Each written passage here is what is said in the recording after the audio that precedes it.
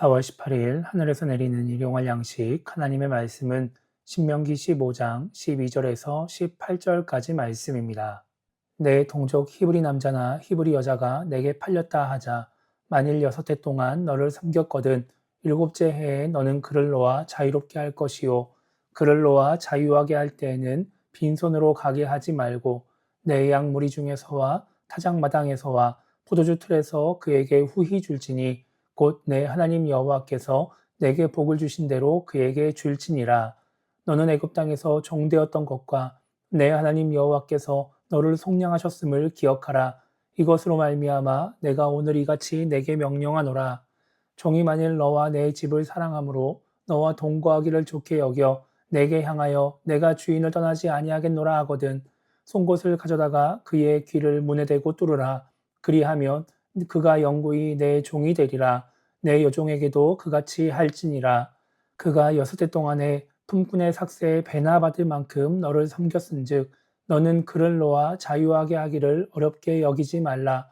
그리하면 내 하나님 여호와께서 내 범사에 내게 복을 주시리라. 아멘. 오늘 우리가 읽은 말씀은 종을 대하는 방법에 대해 기록하고 있습니다.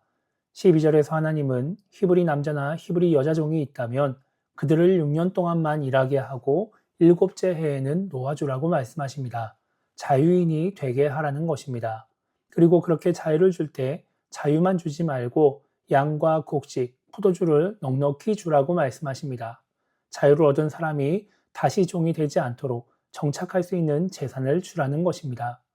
만약 6해 동안 섬긴 종이 자유를 얻지 않고 종이 되어 계속해서 함께 하기를 원한다면 송곳을 가져다가 종의 귀를 문에 대고 뚫으라고 말씀하십니다.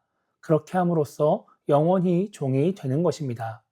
오늘 말씀을 통해 우리가 생각해 봐야 하는 것은 다른 사람을 잘 대해야 하는 이유입니다.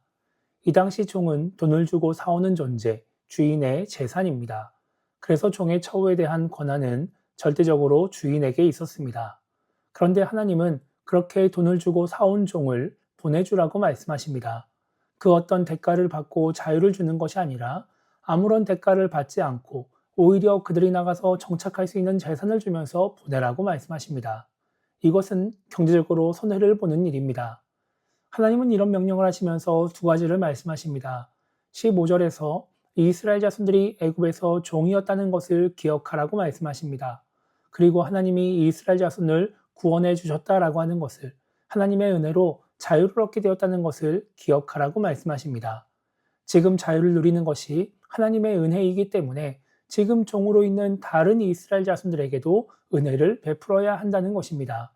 그리고 하나님은 18절에서 이렇게 하면 하나님 여호와께서 내 범사에 내게 복을 주실 것이라고 말씀하십니다.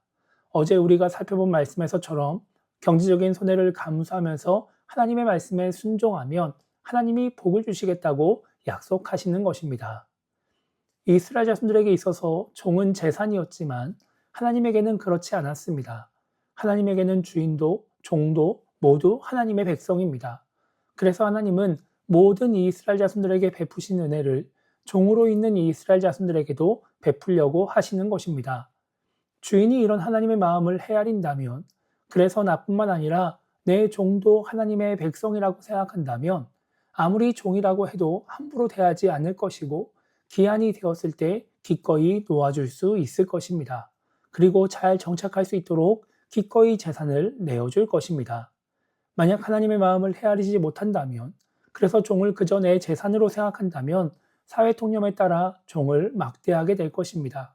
자유도 주지 않을 것이고 재산도 넉넉히 주지 않을 것입니다.